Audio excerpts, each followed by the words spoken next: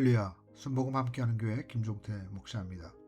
말씀과 함께 오늘 8월 13일은 부활이 주는 새 생명, 이와 같은 제목으로 함께 은혜를 나누겠습니다.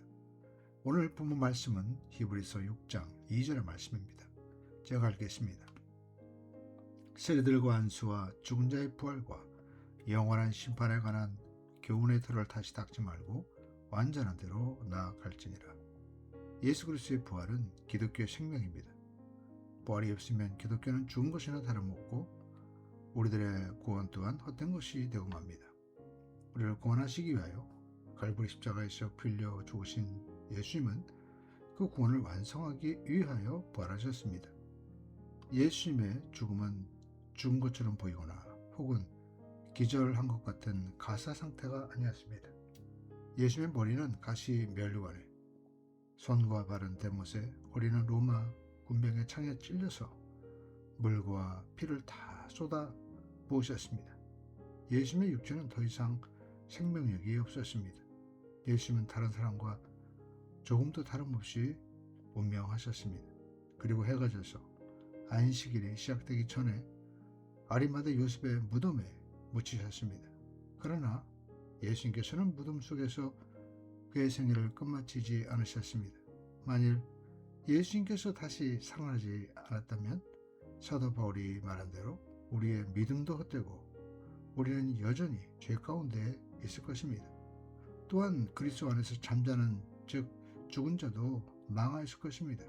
그러나 예수님은 성경이 예언하고 자신이 말씀하신 대로 사흘 만에 죽은 자 가운데서 다시 살아나셨습니다. 예수님은 이 땅에 오셔서 사람들에게 복음을 증거하실 때 인생들을 위해 대신 죽으시고 사흘 만에 죽은 자 가운데서 부활하실 것에 대해서 거듭거듭 말씀하셨습니다. 그러면 이러한 예수님의 부활은 어떤 의미를 가지고 있을까요? 첫째로 부활은 예수님이 하나님의 아들이심을 확증하고 있습니다. 만일 예수님께서 부활하지 않으셨다면 예수님은 평범한 종교가에 지나지 않았을 것입니다.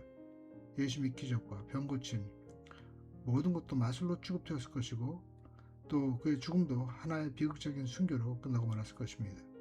그러나 예수님께서 부활하셨기 때문에 그의 가르침이 인간의 가르침이 아닌 살아있는 하나님의 말씀이 되었고 예수님의 병고침이 하나님의 자비의 손길이 되었으며 그의 죽으심이 인류 구속을 위한 대속의 제사가 될 수 있었던 것입니다. 둘째로 예수님의 부활은 우리의 죄를 대신 속죄하시기 위한 구원의 보증이 됩니다.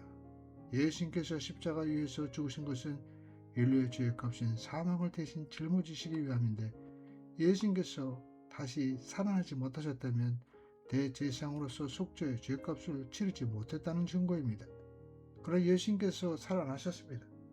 그 결과 우리를 위해 속죄하신 예수님은 모든 죄값이 다 청산되고 하나님이 그 제사를 받으셨다는 증거를 보여주시므로 이것을 믿는 우리는 예수님의 의를 힘입어 자유자가 된 것입니다. 셋째로 예수님의 부활은 장차 우리가 얻을 부활에 관한 확증이 됩니다. 고린도전서 15장 13절에 만일 죽은 자의 부활이 없다면 그리스도도 다시 살아나지 못하였으리라고 말씀하고 있습니다. 넷째로 예수님의 부활은 오늘 우리에게 다가오는 모든 역경을 이길 수 있는 힘을 주십니다. 주님께서 부활의 능력을 통하여 죄와 죽음과 마귀를 멸하셨기 때문입니다. 또한 장차 다가올 부활은 우리의 삶을 승리로 이끄는 소망이 됩니다. 이와 같이 예수님의 부활은 예수님이 하나님의 아들이심을 확증해 주는 것이고 우리의 죄속함의 보증이 되며 우리도 장차 부활할 것이라는 확증이 되고 우리에게 다가오는 모든 절망을 소망으로 변화시키는 위대한 힘이 되는 것입니다. 지금까지 말씀과 함께 김종태 목사였습니다. 8월 13일 오늘도 성령님과 동행하시며 승리하는 하루 되시기를 바랍니다.